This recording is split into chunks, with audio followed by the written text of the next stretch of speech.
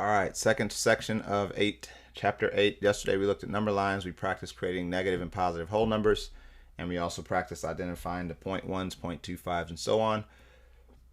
A brief review, remember on this, that on your number line, those are whole numbers, so you simply start at 0 and then count 1, 2, 3, 4, 5, 6, and because I went backwards, that has to be a -6. Dots over here this time, so again starting at 0, 1, 2, 3, 4, 5, 6, 7, so that because it's in the positive direction is +7. That on this one here, what we did was recognize that this is 2, that is 3, and that this would be your halfway mark. Because that's half of a half, it's going to be 25, 50, 75, $1. Notice that that was 25, so it would be 2.25. Again, that was yesterday's work. Another thing we saw was something like this, where we had a -5, a -6, a -4, and -7 with your dot here. That being half, again, that's halfway between. And so we recognize that it's going to be -5 something because we didn't get to 6. And so we go 25, 50, 75. Because it's halfway between, it has to be 25, 50, or 75. So we go ahead and do that. Just be sure to notice the points C and D look the same because of the nature of negatives. Just remember it's the opposite of what we would expect because you're supposed to count backwards. Our lesson today is going to look at identifying points in the Cartesian plane. That's what we call that grid. Because this is our third time working with it, actually fourth time working with it, we'll jump straight to the expected level of problems. Just remember that each point is a result of an ordered pair, and that ordered pairs are usually x, y. So the first moves are along the x-axis, which means go this way first. The second is the y, which means go that way second.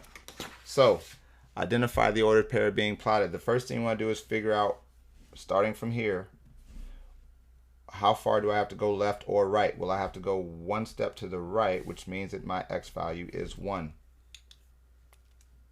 And then I have to go 1, 2, 3, 4, 5 up, which means that my y value is 5. How do I know this is a +1? Because notice all of my x's are positive.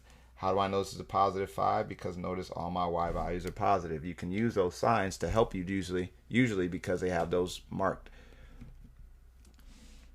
Here for this, starting from here, I have to go 1, 2, 3, 4, 5, 6 over to get under it, and then 1, 2 up to get to it. Don't know if you're in a sport, but again, if you're in a sport, the way you catch a ball that is in the air is you get under the ball first, and then you go from there. You don't like just randomly hope you catch it. First thing you do when the ball goes in the air, if you're trying to catch something that's in the air, is you get under where it's going to be, and then you catch it. So that's how you want to make sure you go over until you're under it, and then you go up to actually catch it like you're supposed to. In this one, we are starting out going 1, 2, 3, 4, 5, 6 backwards, which is a -6 because you went 6 backwards just like on the number line.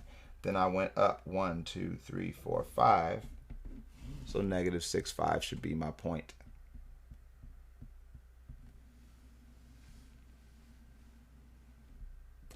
On this one, I am going back 2, which again means -2 for x, and then up 1, 2, 3, 4, which means +4 for y.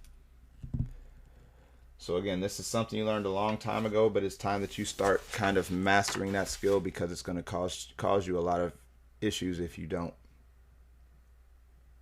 On this one here, starting, I'm going to go 1, 2, 3 to get above it. So that's a +3, and then I go 1, 2, 3, 4, 5, 6 down, which means that it would be a -6. Again, notice these numbers here are negative when you look at your number line.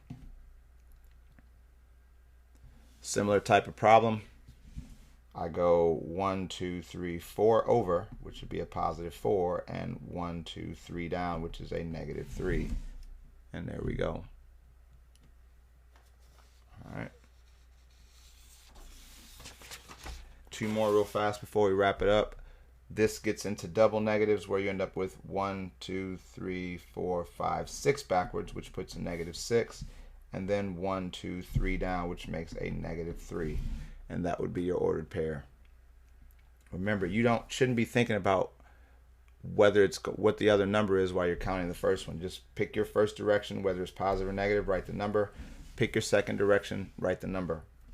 Here we will go back 1, 2, 3, which again means -3, and then down 1, 2, 3, 4, so it means -4. And so that would be my second point, or my last point, or the point that I'm looking for. So again, make sure you practice this stuff, and as long as you remember to count forward and backward first, so this way first, everything should be manageable. Remember that x is negative going this way, x is positive going this way, that y is positive going this way like an elevator, and negative going this way. So just let me know when you need assistance. Again, make sure you send me your answer or whatever you thought the answer was, so I can try to figure out what you might have been thinking and help you fix it. Outside of that, have a good day and good luck.